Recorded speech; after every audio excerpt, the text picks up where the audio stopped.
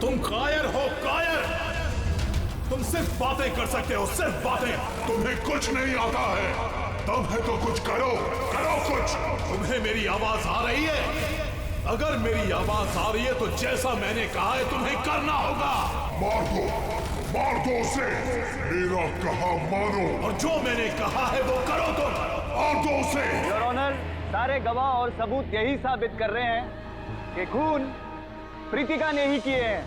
नहीं नहीं जज साहब, ये सब झूठ है। झूठ तो आप बोल रही हैं प्रीतिका जी, खून आप ही ने किए हैं। नहीं जज साहब, मैं बेकसूर हूँ जज साहब, निर्दोष हूँ मैं। Your honour, your honour. हाँ मैं सुन रहा हूँ, बोलो क्या कहना है तुम्हें। योर ऑनर, मेरे फाजिल दोस्त नीलेश जी के पास अपने डिफेंस में पेश करने के लिए कुछ है ही नहीं। कोर्ट का कीमती वक्त जाया न किया जाए। योर ऑनर, कोर्ट का वक्त बेशक कीमती है, लेकिन उससे भी कहीं ज्यादा कीमती है एक बेकसूर इंसान की जिंदगी। मैं ये साबित कर दूंगा। मेरा कहा मानो और जो मैंने कहा है वो करो। Order order. फैसला सुनाने से पहले अदालत 2 घंटे के लिए स्थगित की जाती है। That's all.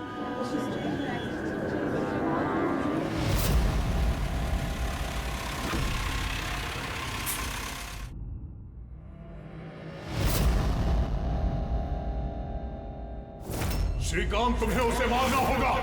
तुम कर सकते हो ये। उसे जिंदा रहने का कोई हक नहीं है।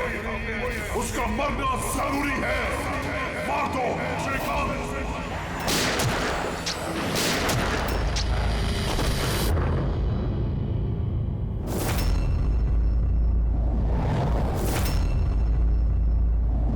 सर, इन लोगों का कहना है कि प्रीतिका यहाँ पर थी जब जज श्रीकांत यहाँ पर आए और उन्होंने उस पर गोली चलाई। उसके बाद वो यहाँ पर आकर खुद को गोली मार दी। उस वक्त मतलब जब ये सब हो रहा था, उस वक्त यहाँ पर जो लोग थे वो कहाँ है? वो लोग कोर्ट रूम में।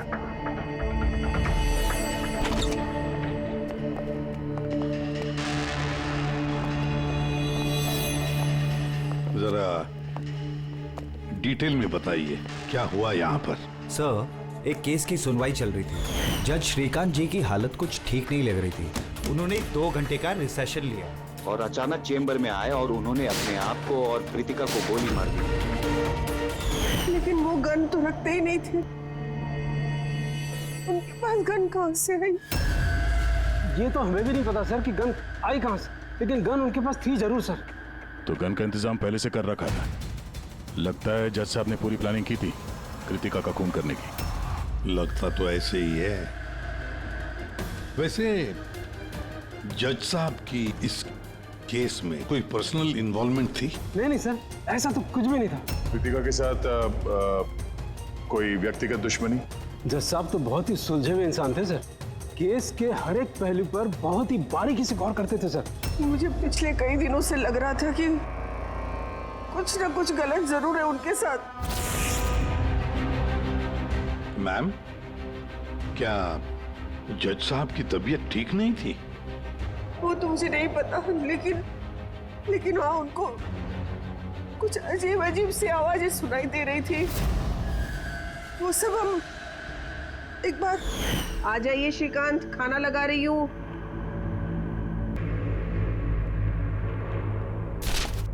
इन पड़ोसियों की जुबान पे लगा भी नहीं, जब देखो अनाप शनाप बकते रहते हैं। अरे क्या हुआ श्रीकांत, इतना क्यों चिढ़ रहे हो? पहले जाके इन पड़ोसियों का मुंह बंद करो, नहीं सुननी मुझे उनकी बकवास। कैसी बातें कर रहे हो श्रीकांत?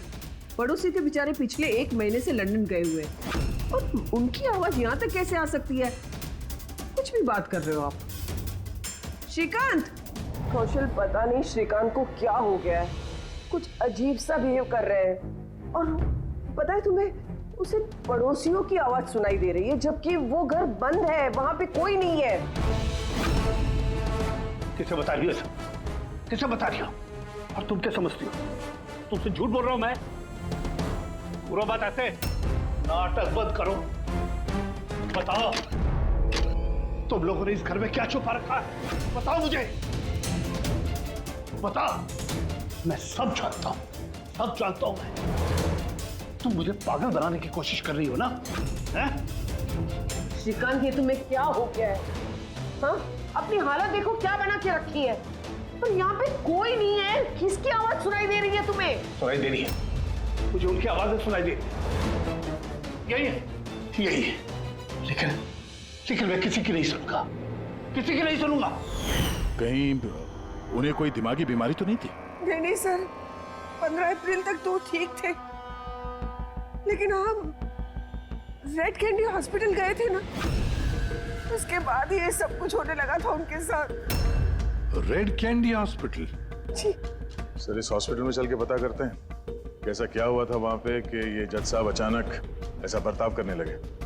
सर, इस केस में आखिर बचा ही क्या है? जिस आदमी ने खून किया उसी ने अपने आप को मार लिया।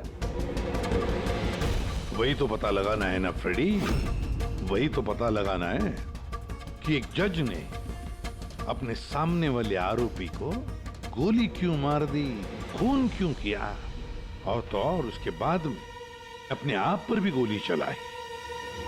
क्यों? सर, हॉस्पिटल अथॉरिटी ने बताया कि जज श्रीकांत यहाँ पे साइकियाट्रिक ट्रीटमेंट के लिए नहीं बल्कि डेंटिस्ट से मिलने के लिए आए थे। कौन है डेंटिस्ट? कौन है? Sir, doctor Raman. Hello sir, बताइए मैं आपकी क्या मदद कर सकता हूँ? फिलहाल तो आप डॉक्टर रमन को बुलाइए और उनके असिस्टेंट को भी। डॉक्टर रमन, 15 अप्रैल को जज श्रीकांत आपसे मिलने आए थे ना यहाँ? जी हाँ सर, लेकिन सर उनकी मौत से मेरा क्या लेना देना? मुझसे सवाल क्यों? देखिए, हम बस ये जानना चाहते हैं, जब वो आपसे मिले थे तो वो दिमागी तौर से बीमार लग रहे थे? नो सर, मुझे तो ऐसा कुछ नहीं लगा। सर, उनको दिमाग की कोई बीमारी नहीं है और 9 साल से डॉक्टर रमन के पेशेंट है वो। 9 साल से? मतलब आप लोग उसके बारे में बहुत कुछ जानते होंगे। बहुत कुछ नहीं सर, सब कुछ। कुछ और क्या जानते हैं जरा बता सकते हैं? सर, अभी बताने के लिए तो सिर्फ इतना ही है कि वो बहुत शॉर्ट टेम्पर्ड थे, बहुत जल्दी उन्हें गुस्सा आ जाता था, but he was not delusional. अगर उन्हें कोई दिमागी बीमारी नहीं थी तो फिर उन्हें वो आवाजें क्यों सुनाई दे रही थी? क्या हुआ क्या था उन्हें? पर सर, आप इसमें मेडिकल एक्सप्लेनेशन क्यों ढूंढ रहे हैं? हम लोग इतने मेडिकल एक्सप्लेनेशन क्यों ढूंढ रहे हैं? दया, कोई भी आम इंसान ऐसे ही अचानक से उठकर किसी पर गोली चलाता है, क्या ये नॉर्मल हो सकता है? नहीं, कुछ ना कुछ तो गड़बड़ जरूर है, कुछ तो हुआ है, पर क्या?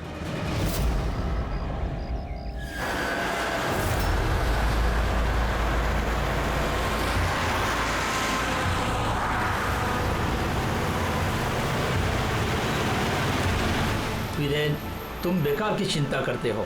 धनंजय की सिक्योरिटी टीम हमारे साथ है, हम सुरक्षित पहुंच जाएंगे।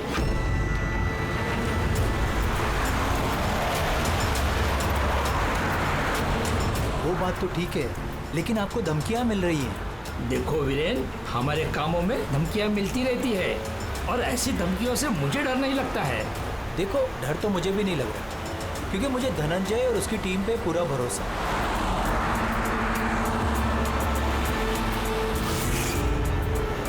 सर, हमने हॉल के 500 मीटर तक लोगों के जाने पर रोक लगा दी है और हर जगह सीसीटीवी से निगरानी की जा रही है। ये बहुत आसान है धनंजय, कायर मत बनो। हम जानते हैं इस काम को तुम पूरा करोगे, वो भी अपने हाथों से। तुम सुन रहे हो ना धनंजय? तुम बुज़दिल नहीं हो, नहीं हो तुम बुज़दिल। कायर मत बनो, इस काम को तुम पूरा करोगे। सर, क्या बता रहे थे तुम ब्लॉक बी के अरेंजमेंट के बारे में? सर, मैं ब्लॉक बी के बारे में बात नहीं कर रहा था। सर, आप ठीक है ना? आपकी तबीयत कुछ खराब लग रही है। मेरी तबीयत ठीक है, मैं ठीक हूँ।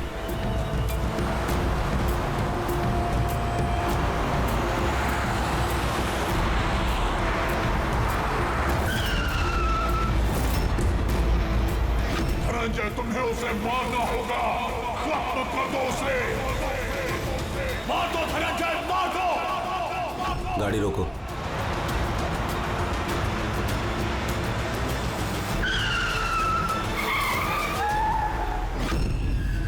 ये इसने गाड़ी क्यों रोक दी? सर, क्या हुआ? शाबाश धनंजय, अपना मिशन पूरा करो। मार दो उसे। याद रहे धनंजय, तुम कायर नहीं हो, तुम ये कर सकते हो। धनंजय यहाँ क्यों आ रहा है? गोली मार दो, सोचो मत। मैं देखता हूँ। ओके। क्या बात है धनंजय, गाड़ी क्यों रुकवा दी?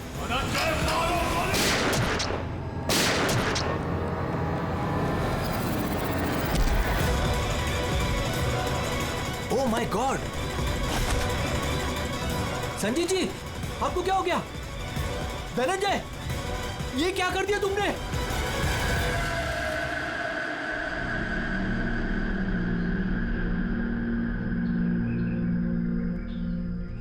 नेताजी के सिक्योरिटी का इंचार्ज वही था? जी सर, धनंजय जी वही इंचार्ज थे। कमाल है सर, जिसे बॉडीगार्ड रखा है उसी ने मार दिया। नेताजी को मारने की कोई खास वजह? सर ये तो धनंजय जी ही बता पाएंगे। इसे एक बात बता, गोली अंदर मारी या बाहर से? सर बाहर से मारी, कार के। धनंजय, धनंजय, सदमे में लगता है सर। तुम लोग क्या कर रहे थे? सर नेताजी की चिल्ड्रन फाउंडेशन की मीटिंग थी, वहाँ जा रहे थे। हमारी गाड़ी आगे थी और नेताजी की कार पीछे, और मैं धनंजय जी से नेताजी की सिक्योरिटी के बारे में बात कर रहा था, पर ये मेरी बातों में ध्यान नहीं दे रहे थे और कुछ खोए खोए से लग रहे थे सर। इनके चेहरे में एक अजीब सी बेचैनी थी। मैंने उनसे पूछा कि क्या हुआ, तो कुछ बहकी सी बातें करने लगे। सर जब श्रीकांत के साथ भी तो ऐसे ही हुआ था।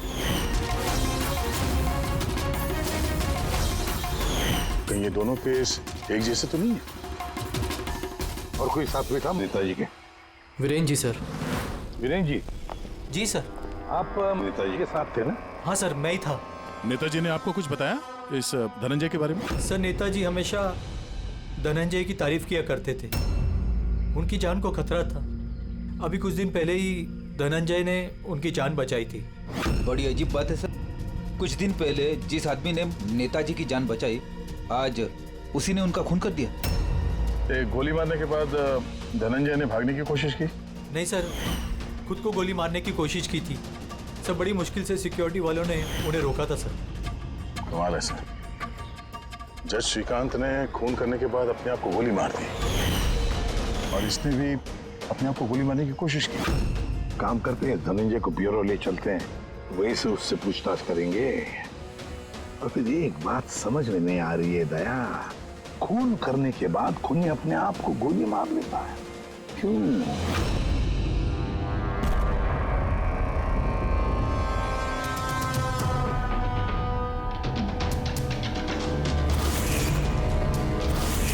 बस डॉक्टर बीना ये क्रिमिनल साइकोलॉजी में रिसर्च कर रही है। हाँ, इन्हीं दोनों केस के बारे में बता दिया? Yes boss.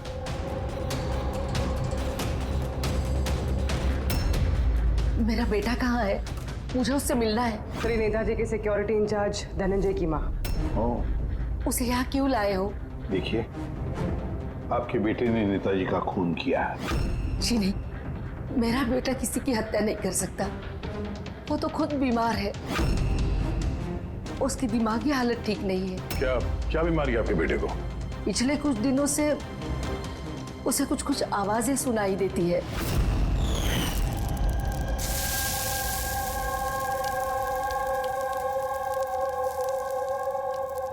धनंजय, क्या बात है बेटा? बड़े परेशान लग रहे हो। ऑफिस में कोई प्रॉब्लम है क्या?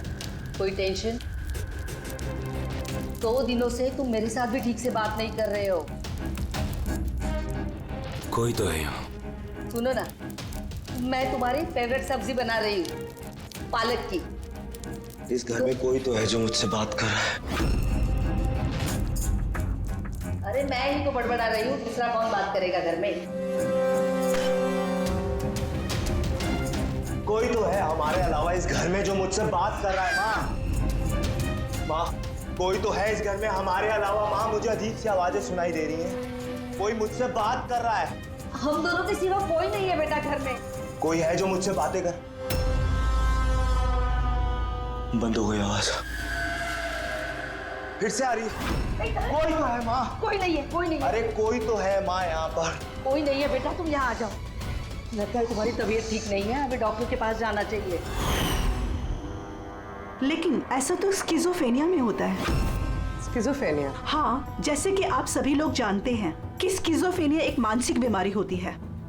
ऐसे में पेशेंट को बहुत सारी आवाजें सुनाई देती हैं, लोग ना होने के बावजूद भी दिखाई देते हैं और पेशेंट अपने आप को मारने की कोशिश भी करता है। क्या आप मुझे बताएंगे कि इन दोनों पेशेंट की उम्र क्या थी? श्रीकांत जी की उम्र 50 साल और धनंजय 42 साल का। लेकिन इस उम्र में स्किज़ोफ्रेनिया नहीं होता। क्या मैं उनसे मिल सकती हूँ? मुझे पेशेंट से बात करनी है। हाँ बिल्कुल पूर्वी।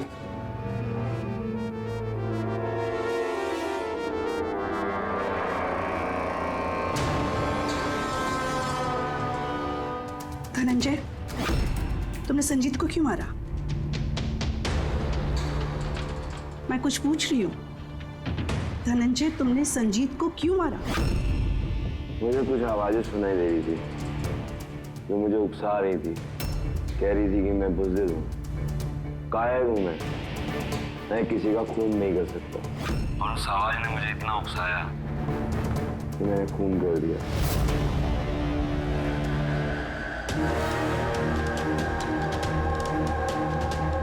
और ये तुम्हारा गाल? ये गाल क्यों सूजा हुआ है? मेरे दांत में इन्फेक्शन है।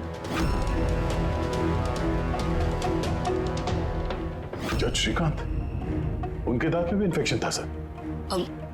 मेरे बेटे के भी दांत के इलाज के बाद ही उसकी तबीयत खराब रहने लगी। क्या? दांतों का इलाज करवाया उसके बाद में तबीयत खराब हो गई?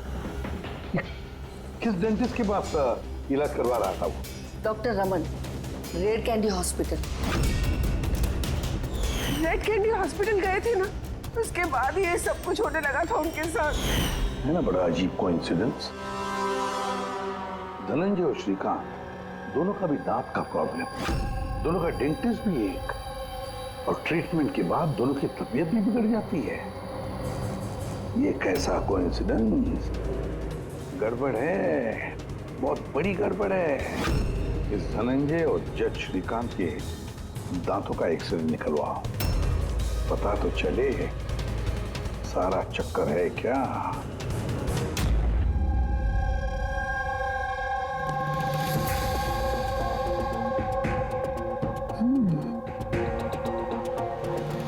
ये क्या हो सकता है? सर, ये देखिए। क्या? ये मार्क्स।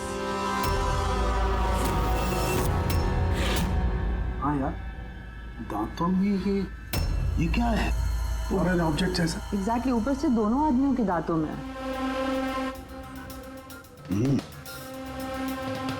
दोनों आदमियों के दांतों में कुछ फॉरेन बॉडी जैसा कुछ।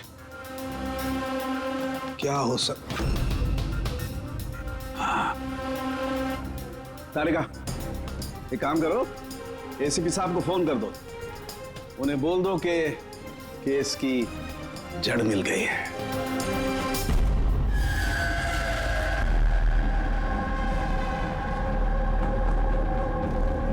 ये देखो बॉस, दोनों के दांतों में इस तरीके की चिप। ये तो बग है। हाँ, ये बग ही है। सर, ये तो जासूसी में इस्तेमाल होने वाला ट्रांसमीटर जैसा कुछ है। बॉस, इसके जरिए ही श्रीकांत और धनंजय को वो आवाजें सुनाई देती थी। तो ये चिप ट्रिगर का काम कर रही थी। इसी के जरिए वो उकसाने वाली आवाजें उनके कानों तक पहुंच रही थी और वो लोग किसी की जान तक लेने को मजबूर हो गए। मुझे तो लगता है ये काम डॉक्टर रमन का ही है। उन्होंने ही दांतों की ट्रीटमेंट की थी। पूछताछ करनी पड़ेगी डॉक्टर रमन से, और एक एक्सपर्ट को भी बुलाओ। ट्रांसमीटर के बारे में पूरी जानकारी लेते हैं उससे। डॉक्टर रमन, दांत में ट्रांसमीटर लगाने का काम कब से शुरू कर दिया आपने? ट्रांसमीटर? हाँ। किस ट्रांसमीटर की बात कर रहे हैं आप सर? उसी ट्रांसमीटर की बात कर रहे हैं जो जज श्रीकांत और सिक्योरिटी ऑफिसर धनंजय के दांत में फिट किया गया था। देखिए, मेरा यकीन कीजिए, मैंने कोई ट्रांसमीटर नहीं लगाया है। ये क्या बकवास कर रहे हैं आप? डॉक्टर साहब, दांतों में ट्रांसमीटर क्यों लगवाएंगे? सर, आप हमारे हॉस्पिटल को बर्बाद करने पे तुले हैं। डॉक्टर रमन हमारे हॉस्पिटल के जिम्मेदार डॉक्टर हैं सर। ये इस तरह का काम हरगिज नहीं कर सकते। और इस तरह का काम यहाँ पे हुआ तो है। हमें श्रीकांत और धनंजय के दांत से ये ट्रांसमीटर मिला है और इन्हीं ट्रांसमीटर्स की वजह से वो दोनों भी स्किज़ोफ्रेनिक बन गए। सर वो दोनों मेरे बहुत पुराने पेशेंट हैं। श्रीकांत 9 साल और धनंजय 2 साल। सर भला मैं अपने पेशेंट के साथ ऐसा क्यों करूं? ये तो आप बताइए ना, क्यों लगाया ट्रांसमीटर? मेरा यकीन कीजिए, मैंने कोई ट्रांसमीटर नहीं लगाया। क्योंकि डॉक्टर रमन के पास ट्रांसमीटर बनाने और उससे मोलार इम्प्लांट्स की ट्रेनिंग ही नहीं है। ये सिर्फ डॉक्टर हैं, दांतों के अच्छे डॉक्टर। और सर हम यहाँ पे दांत लगाते हैं, बनाते नहीं। दांत तो बाहर से ऑर्डर देने पे आता है। कहाँ से ऑर्डर करते हैं आप ये दांत? डेंजा बायोकेयर। डेंजा बायोकेयर। रेडी पंकज, डॉक्टर रमन की चेम्बर्स अच्छी तरह से चेक करो, एक एक कोना छान मारो। और कितने लोगों के दांत इम्प्लांट किए हैं? जी लगभग 20 लोगों का। अच्छा, तो उन सभी लोगों के नाम और पता चाहिए हमें। दया हो सकता है इन 20 लोगों की जान को खतरा हो।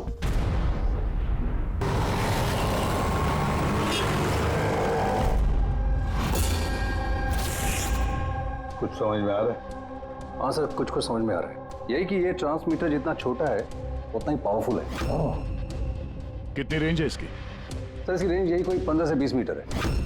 यानी अगर इस ट्रांसमीटर से किसी को कम्युनिकेट करना है तो उसे 15 से 20 मीटर के दायरे में रहना होगा। इसकी फ्रीक्वेंसी हम लोग ट्रैक कर सकते हैं? बिल्कुल ट्रैक कर सकते हैं, लेकिन उसके लिए हमें पहले ये जानना होगा कि ये ट्रांसमीटर कितने हर्ट्ज पे काम करता है।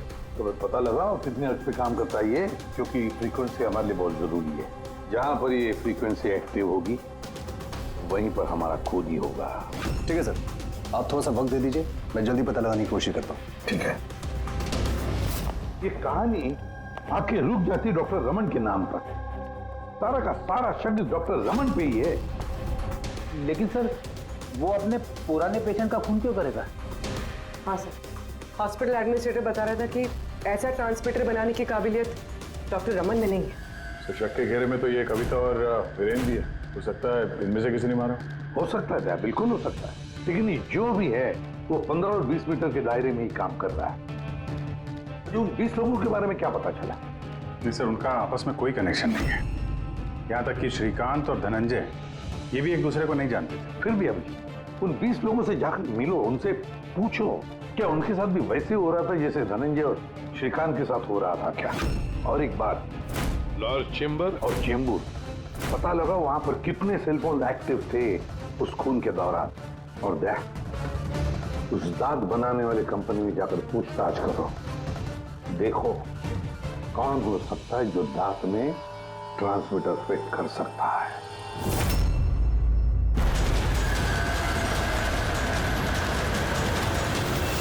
विनय आपका ही नाम है? जी हाँ, मेरा ही नाम है। सॉरी मैंने आपको पहचाना नहीं। हम सीआईडी से। सर मुझसे कोई गलती हुई क्या? नहीं, अब गलती नहीं हुई। एक्चुअली एक केस के सिलसिले में हम कुछ पूछताछ करने आए हैं। आपके दांतों में कुछ प्रॉब्लम थी ना? हाँ, ये इलाज कहाँ कराया था आपने? रेड किडी हॉस्पिटल। इलाज के बाद से कुछ तकलीफ हुई? आई मीन कुछ अजीब अजीब आवाजें सुनाई देती हों, या जैसे कोई ऑर्डर दे रहा है कुछ करने के लिए? नहीं, ऐसा तो कुछ नहीं हुआ, लेकिन 1-2 बार दर्द हुआ था। वो तो नॉर्मल है, दांत लगवाएंगे तो थोड़ा बहुत दर्द तो होगा ही। ठीक है, अगर ऐसी कोई तकलीफ हो तो फौरन हमें बताइएगा। और हाँ, किसी अनजान आदमी के बहकावे में नहीं आना है और किसी के बुलाने पे किसी अनजान जगह नहीं जाना है। ओके जी, ध्यान रखिएगा। जी सर।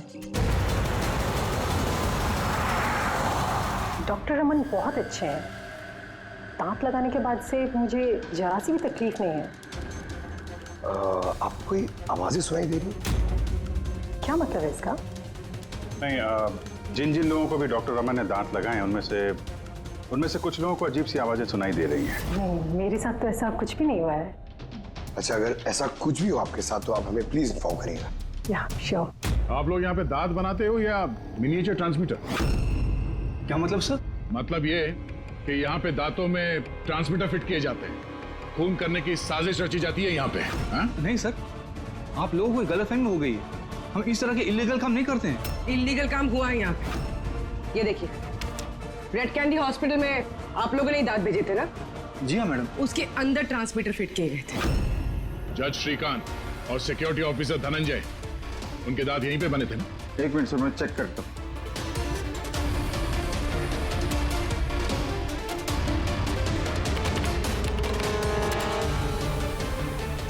हाँ सर, दांत तो यही बने हैं, लेकिन अगर वो हमारी एम्प्लॉय रूपाली होती जिसने ये दांत बनाए हैं तो सच्चाई पता चल जाती। कहाँ है आपकी वो एम्प्लॉय रूपाली? वो तो कल रात गुजर गई। कैसे गुजर गई? उसे अस्थमा अटैक हुआ था, लेकिन हैरानी की बात तो ये है कि उसे कभी अस्थमा था ही नहीं। जी हाँ सर। उसके घर का एड्रेस देना सर। दांत कब लगवाया आपने? सर 2 महीने हो गए। कोई प्रॉब्लम हुई आपको? नहीं, कोई प्रॉब्लम नहीं सर, जब से दांत लगाया सब ठीक है सर। कुछ आवाजें सुनाई दे रही हो अजीब अजीब सी? नहीं सर, पर हुआ क्या सर? देखिए, रेड कैंडी हॉस्पिटल में जितने लोगों ने भी ट्रीटमेंट कराया उन्हें कुछ प्रॉब्लम्स हो रही हैं और उनमें से 2 जन की तो मौत भी हो चुकी है। सर मैं मरना नहीं चाहता सर। नहीं, आप घबराइए मत, ऐसा कुछ नहीं है। आपको कभी भी ऐसी कोई प्रॉब्लम हो कि कुछ अजीब अजीब सी आवाजें सुनाई दे रही हो, या फिर कोई ऐसा आदमी दिख रहा हो जो है नहीं, मतलब दूसरे बोल रहे हैं कि किससे बात कर रहे हो, तो अगर ऐसा कभी हो तो फौरन हमें कांटेक्ट करिएगा। और कितने लोग बचे पंकज? सर चेक करने के लिए और 5 लोग बचे हैं सर। 5 को भी जल्दी से जल्दी चेक करना होगा। क्या पता उस हत्यारे का अगला निशाना इन्हीं में से कोई हो। हाँ सर।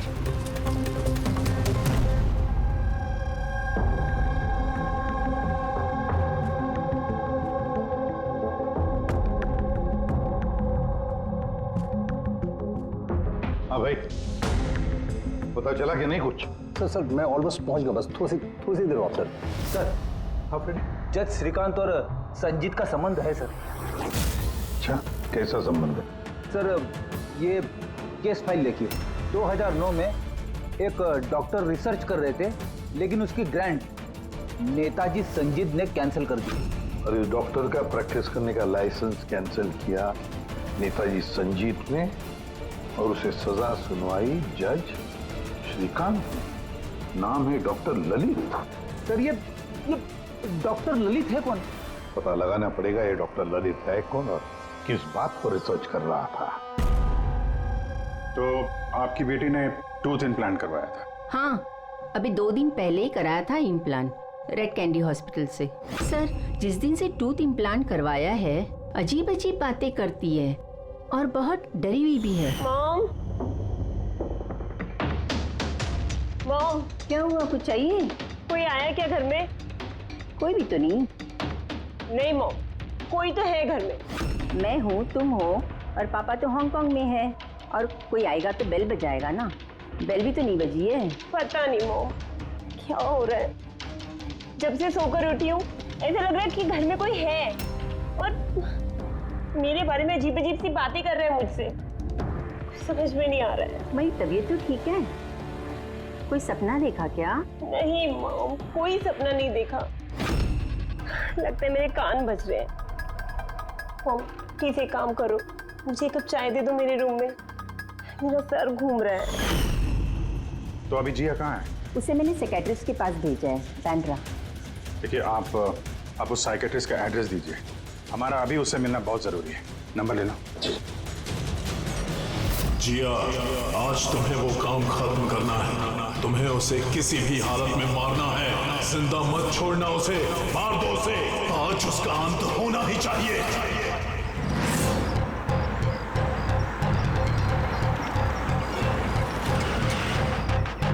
कहाँ जाएंगे मैडम? जेके मार्केट। उसे कहो तुम्हें जेके मार्केट जाना है। मैंने कहा मैडम कहाँ जाएंगे? जेके मार्केट। जी बैठिए।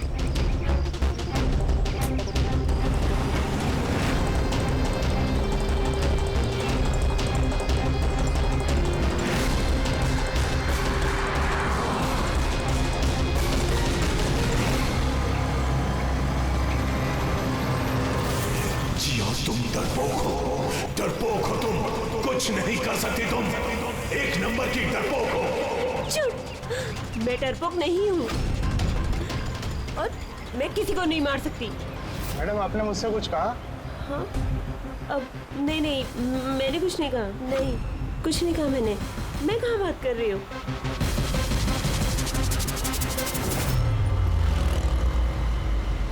जिया, तुम्हें उसे मारना होगा। तुम उसे जिंदा नहीं छोड़ सकती। तुम्हें उसे मारना होगा जिया, मारना होगा तुम्हें। नहीं, मैं किसी का खून नहीं करूंगी, किसी का भी नहीं। अरे भैया, गाड़ी क्यों रोक दी? मैडम, गाड़ी आगे नहीं जाएगी। क्यों नहीं जाएगी? मैंने कहा ना मैडम, गाड़ी आगे नहीं जाएगी। अगर ले जाना ही नहीं था तो बैठाया क्यों? मैडम, आप उतरती है या मैं गाड़ी से उतर जाऊं?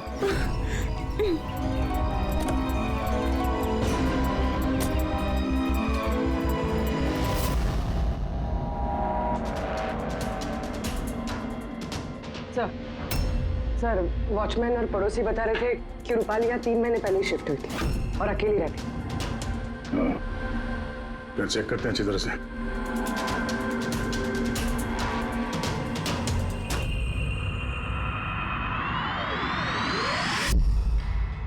ये क्या है?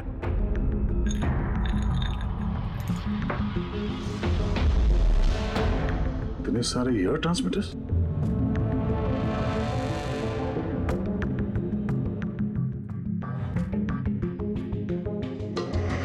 ये डॉक्टर रमन की पेशेंट्स की पूरी डिटेल्स भी है इसमें। ये देखो। सर, ये जिया तो वही है जिसके बारे में अभिजीत सर ने हमें बताया था। सर, ये रूपाली, ये कहीं किसी की कठपुतली तो नहीं थे? हो सकता है, शायद कोनी को पता चल गया होगा कि हम लोग रूपाली तक पहुंच जाएंगे, इसलिए मार दिया उसे।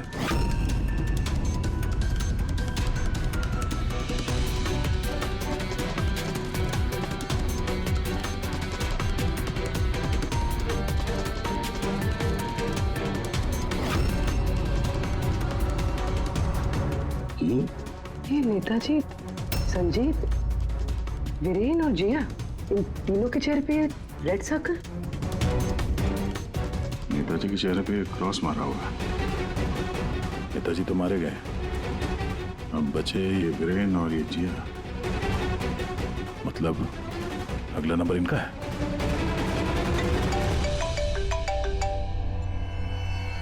हाँ जी, ये जिया साइकेट्रिस्ट से मिलने के लिए गई थी, लेकिन वहां पहुंची ही नहीं है। अच्छा, हमें यहाँ रूपाली के घर में एक तस्वीर मिली है जिसमें नेताजी, संजीत, वीरेन और जिया है। ये नेताजी के चेहरे पे तो क्रॉस मारा हुआ है, पर इन दोनों के चेहरे पे लाल पेन से सर्कल बना हुआ है। कहीं ऐसा तो नहीं कि ये जिया वीरेन को मारने के लिए गई है? एक काम करो, तुम वीरेन को अलर्ट करो, पता करो वो कहाँ है। तब तक मैं जिया की लोकेशन ट्रैक करता हूँ और हम लोग मिलते हैं। ओके? या चलिए, सर वीरेन को फोन लगाना।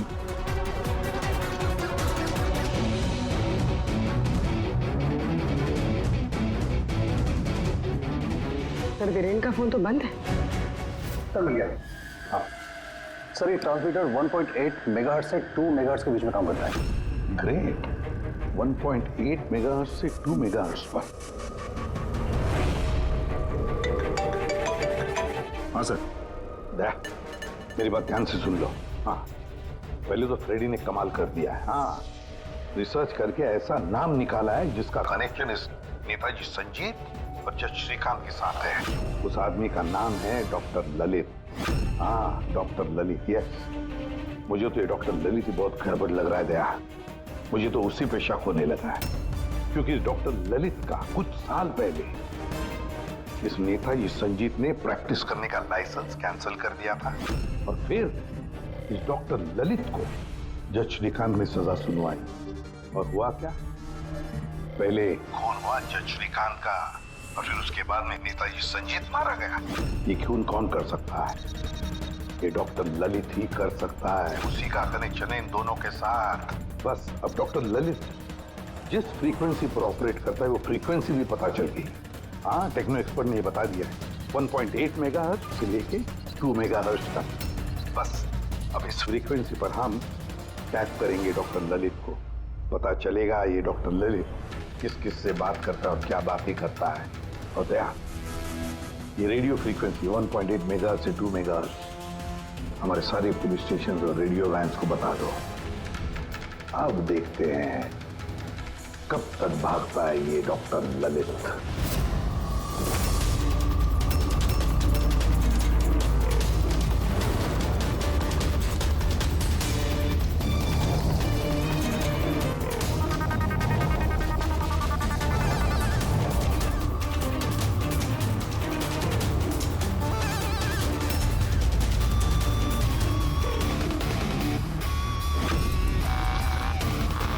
इस फ्रीक्वेंसी पे कोई हरकत नजर नहीं आ रही।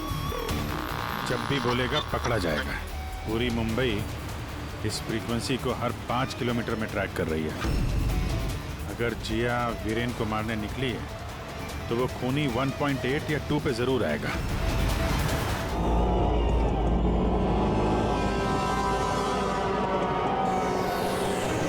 जाओ जिया, अपने काम को अंजाम दो। ये कौन हो सकता है जो संजीत के खूनी के बारे में मुझे बताने के लिए यहाँ बुलाया है? जिया, उसे मारना होगा तुम्हें। उसे जिंदा रहने का कोई हक नहीं है।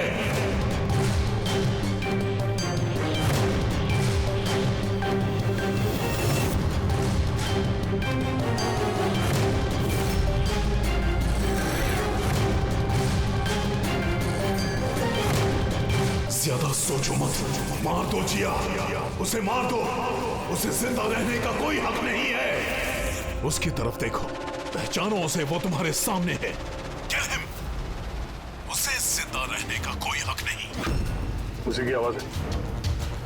फ्रीक्वेंसी लोकेट करो। देखो, अपनी बैग से गन निकालो।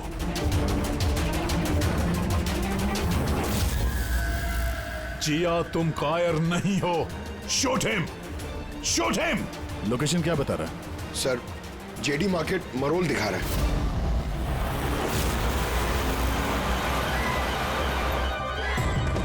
कम ऑन जिया, मारो, मारो उसे। सर, ये क्या हो रहा है? ये मुझे क्यों मारना चाहती थी? किसी ने मुझे फोन करके बुलाया कि संजीत की खूनी के बारे में बताने वाली थी। घबराइए नहीं, ये सब एक प्लान था। आप अभी सेफ है, आप जा सकते हैं। Okay sir, thank you. तो खूनी यहीं कहीं होगा। भीड़ में मिक्सअप हो गया है। सिग्नल यहीं है, देखते हैं।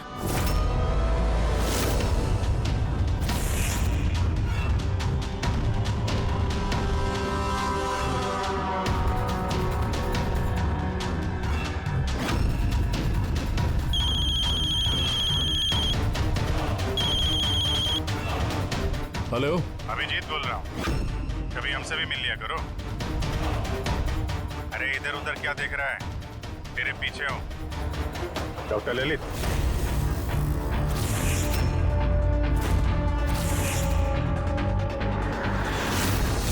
हॉस्पिटल के एडमिनिस्ट्रेटर पवन। मुजरिम चाहे कितने भी नाम बदल ले, चाहे कितने भी भेष बदल ले, एक ना एक दिन शिकंजे में फंस ही जाता है। क्यों? चलो।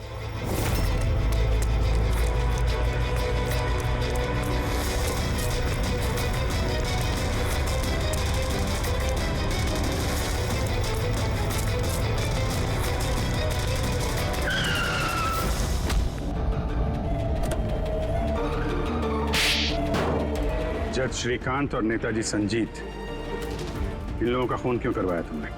उससे बदला लेना चाहता था। बदला? लोगों ने मेरी जिंदगी बर्बाद कर दी थी। कैसा बदला? मैं एक होनहार डॉक्टर हूं। मैं स्किज़ोफ्रेनिया नाम की बीमारी पर उसके ट्रीटमेंट के लिए एक्सपेरिमेंट कर रहा था, वो भी वर्थलेस लोगों पर। मेरी असिस्टेंट जिया ने एचओडी वीरेन को कंप्लेन कर दी और एचओडी वीरेन ने नेताजी संजीत से मेरी ऑफिशियल कंप्लेंट कर दी। और नेताजी संजीत ने तुम्हारा ये एक्सपेरिमेंट रुकवा दिया? हाँ, मेरा प्रोजेक्ट बीच में ही रुक गया। तो फिर जेल किस लिए गए थे तुम? मेरी लापरवाही की वजह से एक आदमी की मौत हो गई थी। जज श्रीकांत ने मुझे बिना कुछ सोचे समझे 10 साल की सजा दे दी। मेरे डॉक्टर होने का रुतबा छीन गया मुझसे। तो इन लोगों को मार के अपना खोया हुआ रुतबा हासिल कर रहे थे तुम। रमन और रूपाली, इन दोनों का क्या इन्वॉल्वमेंट था? जेल से बाहर आने के बाद मैंने अपने दुश्मनों को ट्रैक करना शुरू कर दिया। मैं उनके अंदर एक डिवाइस फिट करना चाहता था जिससे उनको कुछ पता ना लगे। डॉक्टर रमन और रूपाली मेरी इसमें मदद कर रहे थे। उन लोगों ने कैसी मदद की? जब श्रीकांत और जिया को दांतों में प्रॉब्लम थी, वो अपने चेकअप के लिए डॉक्टर रमन के क्लिनिक पे जाते थे। नेताजी संजीत के दांतों में कोई प्रॉब्लम नहीं थी, बल्कि उनके बॉडीगार्ड धनंजय को दांतों में प्रॉब्लम थी। मैंने उसे फ्री डेंटल चेकअप का लालच दिया और डॉक्टर रमन के क्लिनिक पे भेज दिया। डॉक्टर रमन ने उन्हें नया दांत लगाने की सलाह दी और मेरे कहने पे रूपाली ने उनके दांतों में डिवाइस फिट कर दिया। और रूपाली सब करने के लिए मान गई? हाँ। क्योंकि मैं रूपाली से प्यार करता था। हम दोनों ने मिलकर एक डेंटल क्लिनिक खोला था। रूपाली इस काम में मेरी मदद कर रही थी। तो फिर उसका खून क्यों किया तुमने? क्योंकि जब श्रीकांत और नेताजी के मरने से आप उस तक पहुंच जाते और वो मेरा नाम ले देती, इसलिए मैंने उसे हमेशा हमेशा के लिए चुप करा दिया। फिर बदला लेने के लिए क्या कुछ नहीं किया तुमने? इतनी सफाई से खून किए तो फायदा क्या हुआ? आखिर में पकड़े गए ना? मेरा मिशन किसी को मारना नहीं था सर, मैं बस अपने आप को जीनियस साबित करना चाहता था। मैं चलते फिरते इंसानों को हथियार बना सकता था।